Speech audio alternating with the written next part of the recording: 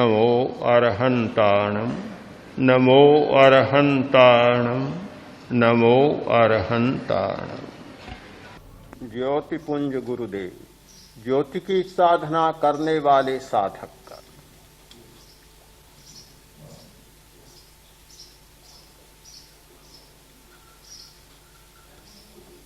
एक समाजशास्त्री और दूसरा अर्थशास्त्री दोनों एक साथ उपस्थित हुए और उन्होंने चिंता के स्वर में कहा कि धर्म ने पहले ही देश को निठल्ला बना दिया।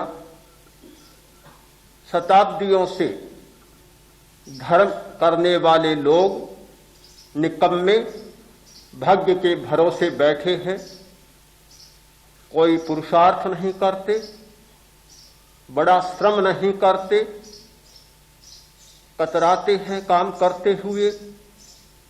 जैसा भाग में लिखा है वैसा हो जाएगा मानकर चल रहे हैं।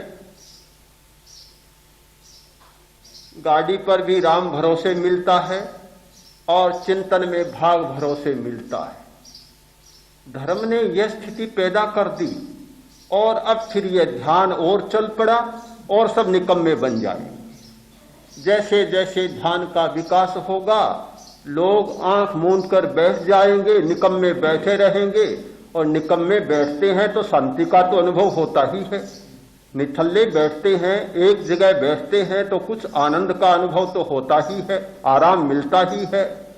और यह निठल्लापन बढ़ जाएगा, गरीबी और बढ़ेगी, समस्याएं और विकट बन जाएंगी। राष्ट्र के लिए, समाज के लिए यह कल्याणकारी नहीं होगा, हितकर नहीं होगा। इस प्रवृत्ति को जल्दी रोक देना चाहिए। उनकी चिंता को देखते हुए लगता था कि वे कोई कृत्रिम बात नहीं कर रहे, कोई बनावटी बात उनके पास नहीं है। वे एक सच्चाई का अनुभव कर रहे हैं और अपनी सच्चाई को मानसिक व्यथा के साथ प्रकट कर रहे। इस स्थिति में ध्यान की प्रक्रिया को चलाना एक प्रश्न है। केवल उनके मन में ही नहीं, किसी भी समझदार व्यक्ति के मन में एक प्रश्न हो सकता है,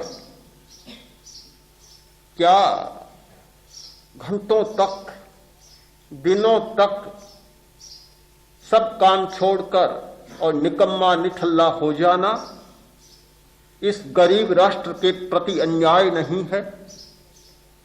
कोई श्रम न करना, उत्पादक श्रम न करना और 10 दिन तक केवल अध्यात्म की चर्चा करते रहना, क्या इससे राष्ट्र का भला हो जाएगा, समाज का भला होगा, रोटी मिल जाएगी? सहज ही एक प्रश्न तो उभरता है।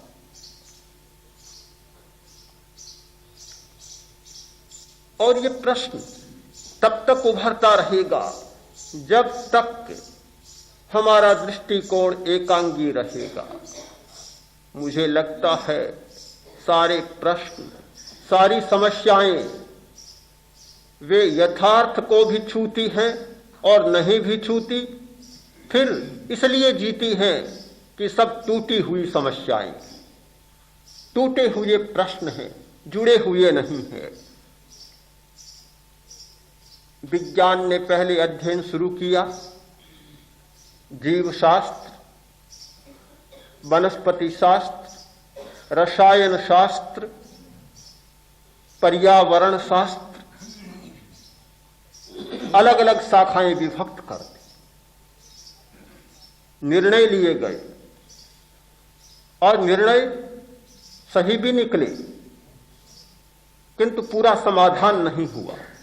अब विज्ञान स्थिति पर पहुंचा है, वैज्ञानिक लोग अब इस नई खोज में लगे हैं कि ये सारे के सारे इंटरलिंक्ड, सब कनेक्टेड हैं, जुड़े हुए हैं एक दूसरे से।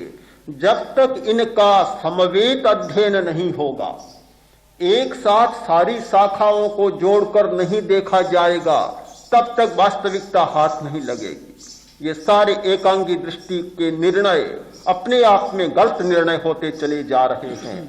अब आज एंथ्रोपोलॉजी हो, चाहे साइकोलॉजी, चाहे नृतत्व विद्या, चाहे मानस शास्त्र, चाहे जीव शास्त्र, चाहे ऐतिहासिक पहलू, सबको एक साथ अध्ययन करने का प्रयत्न किया जा रहा है, तोड़ तोड़ कर नहीं। ठीक शादवाद का दृष्टिकोण विज्ञान के क्षेत्र में प्रवेश पा रहा है। तोड़कर मत देखो, एक वस्तु के अनंत पहलू हैं, तुम जितना देख सको सापेक्ष देखो। एक एक पहलू को देखोगे, निर्णय तो हाथ लगेगा, किंतु वह सही निर्णय नहीं होगा, पहुंचाने वाला निर्णय नहीं होगा, नैर्यात्रिक नहीं होगा, जो ठेठ तक पहुंचा सके समस्या के पार तक। समस्या के पार तक तभी पहुंचा जा सकता है जब हमारा अध्ययन सभी पहलुओं का जुड़ा हुआ हो और उन्हीं के आधार पर हमारा कोई निर्णय निकले।